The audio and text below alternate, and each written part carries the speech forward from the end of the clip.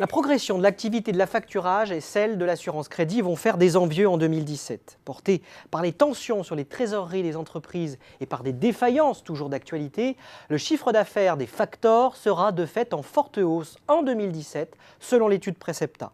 Nos experts anticipent également une amélioration sur le front de l'assurance crédit, grâce, entre autres, au contrat d'affacturage. Il faut dire que les atouts de la formule sont indéniables dans un contexte de taux bas, de besoin de trésorerie et avec eux de gestion du poste client via les recouvrements, mais aussi de réduction parfois salvatrice des risques d'impayés. Pour autant, les factors ne pourront pas se reposer sur leur laurier. Ils sont en effet condamnés à passer à la vitesse supérieure dans le digital, à intensifier leurs efforts auprès de nouvelles cibles. Il leur faut aussi défendre leur position. Défendre leur position, car sur le haut du marché, l'activité s'est concentrée encore un peu plus entre les mains des leaders. Tandis que sur le bas du marché, les fintechs s'attaquent à des cibles peu adressées par les acteurs historiques en s'appuyant sur les nouvelles technologies. Comme je le disais, la concentration s'est accrue sur ce marché. Il faut surtout y voir les conséquences du rapprochement entre Crédit Mutuel CIC Factor et GE Facto France, rapprochement qui va fatalement redistribuer les premières places. L'acteur mutualiste va ainsi doubler ses parts de marché et se retrouver dans le peloton de tête du classement du marché de l'affacturage, évinçant au passage BNP Paribas et la Banque Postale, qui était d'ailleurs également sur les rangs pour acheter GE Facto France.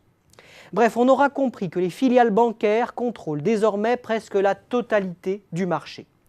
En parallèle, les acteurs historiques doivent composer avec les fintechs, bien décidés à les bousculer, y compris en s'attaquant au marché à fort potentiel des PME et des TPE.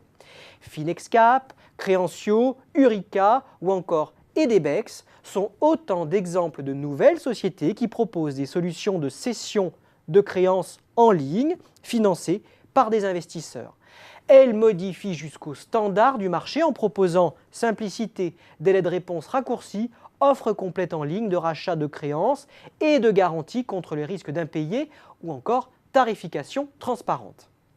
De quoi obliger l'ensemble des acteurs à accélérer leur transformation digitale pour raccourcir les délais et élaborer des offres à distance étoffées.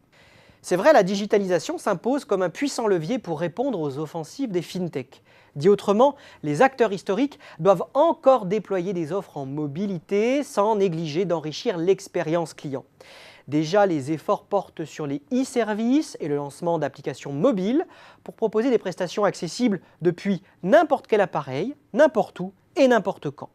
Mais les stratégies d'adaptation ne s'arrêtent pas à la digitalisation. Pour tirer parti de la croissance du marché, la profession pourra toujours miser sur les leviers de croissance plus traditionnels, parmi lesquels la diffusion à de nouvelles cibles et l'évangélisation du marché des PME-TPE. Car en dépit d'une dynamique de croissance avérée depuis plus de 10 ans, ce marché n'est pas encore mature.